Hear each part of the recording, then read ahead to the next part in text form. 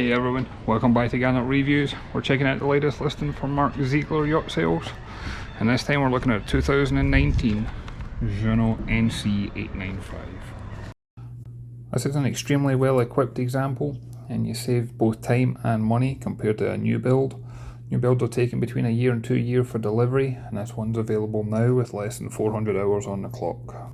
You can see the upgrades include the extended awning. It's actually got a solar panel built into the top of it. This helps keep the batteries topped up, especially when you're at anchor. And as we make our way around the bow, you see that the original owners for this one have specified to have all the bow cushions. Gives you a large sun pad area up front for relaxing. And this one comes with the white hull. It doesn't have the painted hull, but this actually makes it a lot less work to maintain, but also keeps it cooler if you're using it in somewhere like Florida. Even the engines have got white cowlings on them as well for the same reason. And this one has an asymmetrical design, and what I mean by that is the starboard side has got much more access for walking from bow to stern compared to the port. You'll see that once we step on board. This would be a very easy boat to manoeuvre single-handed. Not only does she have the twin engines, she's got the side door access from the Helm, and she's also got a bow thruster installed as well. And the engines are twin Yamaha, 200 horsepower each, giving 400 horsepower total. And this should give you a cruising speed in the mid 20 mile per hour, and at top end just over 40 miles per hour. And if we start with the aft deck, I like the fact you've got these little bathing platforms on either side of the outboard, with boarding access and handhold. There's storage to the port hand side, and the starboard side has hot and cold deck shower. This is ideal for letting you to rinse off if you've been in the water before you actually step on board inside to the main accommodation area. And for a boat of this size, remember this one's just under 30 foot in length, I was very impressed with the aft cockpit that's on offer here. To begin with, I'm showing it with all the cushions out. And you can see you can probably fit, I would think, probably about 6 adults here. There is also a cockpit table that you can mount here. And it's just a very comfortable area to relax with close family and friends on board. But when the engines are trimmed down, you can actually slide the aft seats further back, giving you even more space to enjoy the cockpit. But if I remove all those cushions, I wanted to show just how much storage space there was underneath these seats, as well as having the cooler out here. There is plenty of storage. You got a propane tank, you can put all your ropes and fenders in here, you got different cleaning equipment. You could even use it to store life jackets and things like that. And this cooler is able to be fixed to the deck, but it is also able to be moved easily. And if I slide this over to the side, I can open up the aft deck and show you the large lazarette that we've got underneath. And there's just so much storage in here. I would keep an inflatable tender in here, something along those lines. There's more fenders, perhaps engine spare or something like that. And you see this space extends all the way out to the engines at the transom. And then as we go to move on, as I showed you, on the starboard side there is great access, again for a boat of this size, for when you're walking up to the bow. Not only do I have the solid guardrails on my starboard side, but there's also handrails overhead. Gives you that confidence whenever you're on the boat, especially if you were underway or in rough conditions. Not sure if you're picking it up on the camera or not, but I love the non-slip deck that's on here. You really do feel like you've got a solid foothold whenever you're walking on this one. As we make our way to the bow and we pan round, the seats here that you see here, it can be used almost like a bench configuration, but this can lay flat as well, and these are easily adjustable. And this one is equipped with a rock nut anchor. There is also a spare Danforth anchor that comes with this boat, and you've got 60 foot of chain and 150 foot of rode. You can see the windlass can be operated here. You've got the remote control mounted underneath, and this can also be operated from the Helm station itself. The anchor locker is spacious enough. You could use this for storing your bow lines and perhaps a fender or two if you wanted.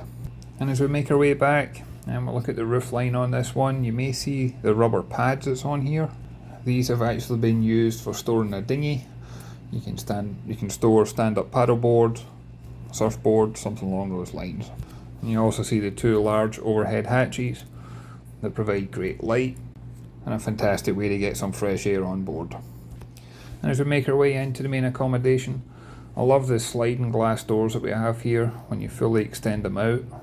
It's a great way of making this feel like a very spacious boat, where you basically merge the aft cockpit with the inside. And keeping that theme in mind, that's part of the reason why Jeanneau have got the Galley here. And you see we've got a 2-burner gas stove, as well as a stainless steel sink. And there is ample storage underneath here, and then you'll notice there's a fridge just under the helm seat as well. And when you're on board, I love the panoramic views that you get from this one. Feels like a very spacious and airy boat with very few blind spots. You've got the opening door to the starboard side, you've got the opening window to port, you've got the overhead hatches, and of course you've got the large sliding glass doors to the stern.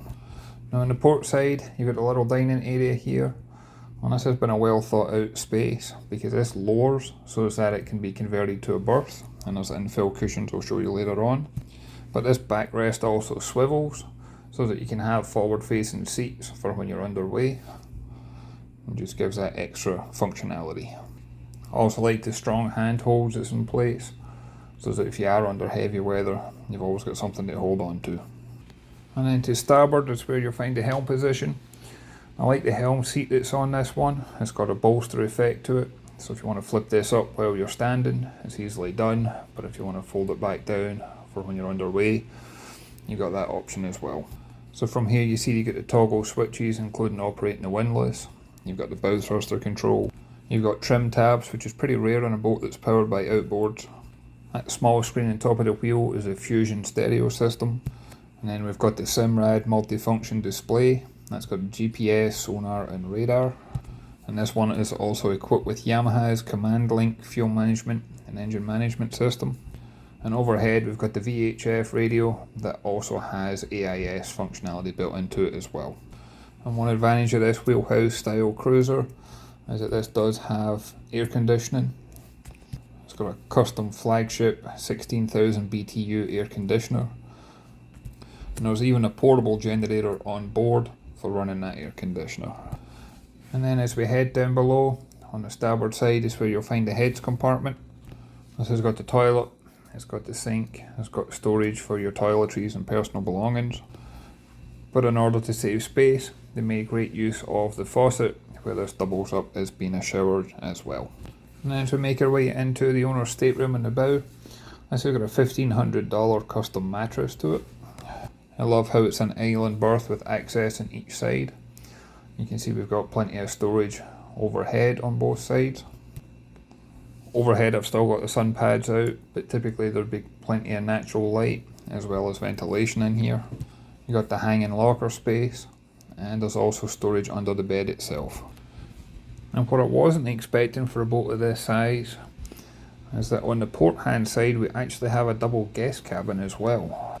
This is part of the advantage of being outboard powered, where it would typically be the engine room has actually been used as a double guest cabin. And you see this is a cockpit table for the aft cockpit, as well as the infill cushions for the dining table in the saloon. And again you'll find storage lockers and cabinets in here, as well as both natural and artificial light and ventilation. When I'm trying to film these boats, I do my best to move all the clutter out the way so you don't see that sort of thing. But I wanted to highlight just all the documentation that comes with this. This is part of the advantage of buying a 2019 from an owner that's obviously looked after the boat since new.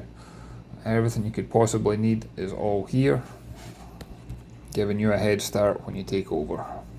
And as always, I'd love to hear your thoughts and comments. If you could leave a comment down below, if you click that like button if you enjoyed the video, and if you can hit that subscribe button, it really does make a difference. And I would like to thank Mark for this opportunity, and I look forward to catching you on the next one. Thanks everyone.